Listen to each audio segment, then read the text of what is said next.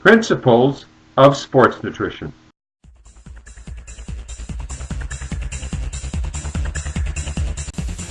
In the context of this slide, nutrition for loss pertains to the loss of unnecessary weight in the form of adipocytes, otherwise known as fat.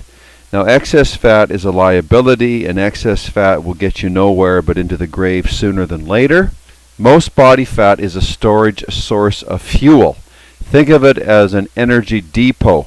To utilize it effectively as a source of energy, we must not only create a demand for it, but also create an internal environment that is conducive to the chemistry of beta oxidation, which is just a complex scientific term for fat loss, reducing body fat, or the body accessing fat as a fuel source and converting it into glucose, sliding it into muscle cells, and muscles contract and create a demand for it. So there's a connection to movement, no doubt. Decreasing our intake of processed empty carbohydrates like white sugar, white flour, those two, just delete them, never consume them, terminate them out of your existence. Decreasing our intake of these empty carbohydrates will encourage the body to liberate fatty acids from adipocytes, which are fat cells, into the blood. So you've got to carve yourself up.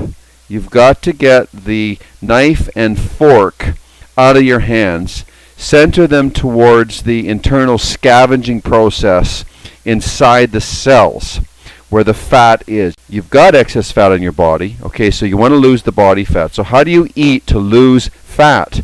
Well, combined with activity, you have to keep the intake of fats and carbs low, like a bodybuilder who's training and competing, getting ready for their show. What do?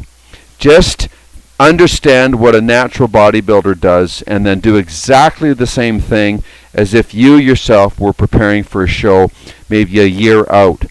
So they're active, they're training, they're creating an anabolic flux, they're getting ready to build muscle, they're focusing on symmetry and full development. Now when it comes to food, they eat as hard as they train.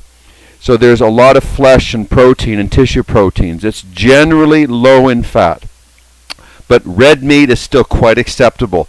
Red meat doesn't get people fat. It's the sugars, it's the refined food, it's the packaged food, it's the factory food, not animal protein, even the high-fat animal protein, although I think that antelope and deer and moose and wild game is a much better choice because we are what we eat eats, and wild game is built from the wild as opposed to the more commercial CAFO-generated flesh, which is built from genetically modified soy and corn. And I don't think that creates a healthy animal. Plus, these animals are not foraging, they're not moving, they're not active themselves. So they're not nearly as healthy. And an animal that is healthy is better for us to eat if health and fat loss and creating an optimum body composition is our objective.